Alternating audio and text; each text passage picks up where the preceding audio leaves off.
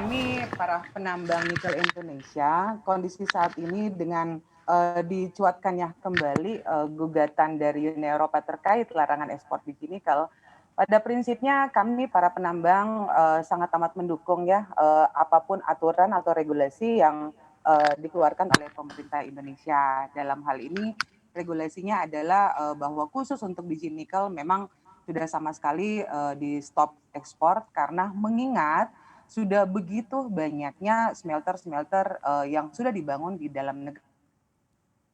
Mau nggak mau kebutuhan biji nikel atau kebutuhan bahan baku raw material biji nikel kan sudah begitu banyak kebutuhan di dalam negeri. Jadi pada prinsipnya kami para penambang Indonesia ya kami sangat mendukung bagaimanapun juga aturan yang ada dan kami berusaha di Indonesia kami sangat mendukung Mas regulasi Indonesia dan kami mendukung bagaimana pemerintah menghadapi gugatan dari Uni Eropa ini. Bu Medik, memang kalau APNI melihat dan juga mencatat berapa sih sebenarnya nilai ekspor nikel Indonesia ke pasar Eropa? Kalau dari data kami sendiri ya Mas ya, pada tahun 2017 pada saat ekspor kembali dibuka dan ditutup di tahun 2019 akhir, menurut data kami tidak ada biji nikel atau nikel ore yang diekspor ke Eropa karena hampir 100% semuanya dikirim ke negara Cina. Jadi ya agak bingung juga ya kenapa Uni Eropa menggugat dalam hal ini karena biji nikel yang diekspor selama ini mayoritasnya ke negara Cina, Mas. Jadi berarti kurang relevan dok tuduhan dari Uni Eropa menuduh Indonesia begitu sampai melayangkan gugatan ke WTO? Mungkin bukan kita berbicara kurang relevannya ya Mas ya, mungkin beberapa pabrikasi atau industri hilir yang berada di Eropa agak sedikit terganggu keberadaannya karena mengingat produk-produk yang mereka produksi adalah hasil dari produksi dari beberapa negara lain atau produksi setengah jadi dari beberapa negara lain yang mungkin yang diekspor biji nikelnya dari Indonesia. Nah, supply chain-nya terganggu untuk bahan bakunya.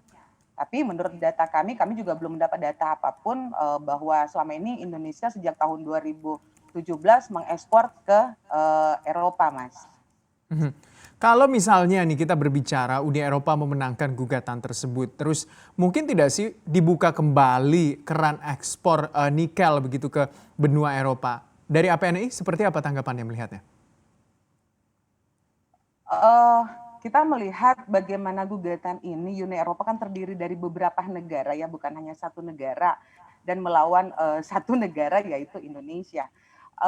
Kami belum melihat ke depannya seperti apa, apakah nanti akan dibuka kembali. Tapi pada prinsipnya Mas, kalau kami seperti di awal yang saya sampaikan, para penambang Indonesia mengikuti aturan regulasi apapun bentuknya dan kami sangat dukung ketetapan ketentuan yang dibuat oleh pemerintah Indonesia dalam hal ini.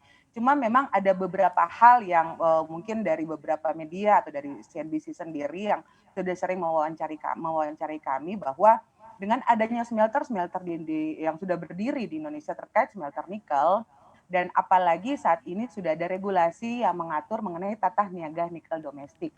Yang kami harapkan adalah satu, bagaimana industri hilir betul-betul juga mengikuti aturan yang sudah diberlakukan oleh pemerintah Indonesia. Dalam hal ini yang kami tekankan adalah HPM yang sudah diterbitkan beberapa waktu lalu.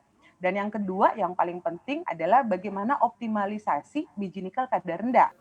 Jangan lupa untuk download aplikasi CNBC Indonesia yang tersedia di Play Store dan juga App Store untuk mengikuti terus perkembangan informasi seputar ekonomi dan bisnis terkini.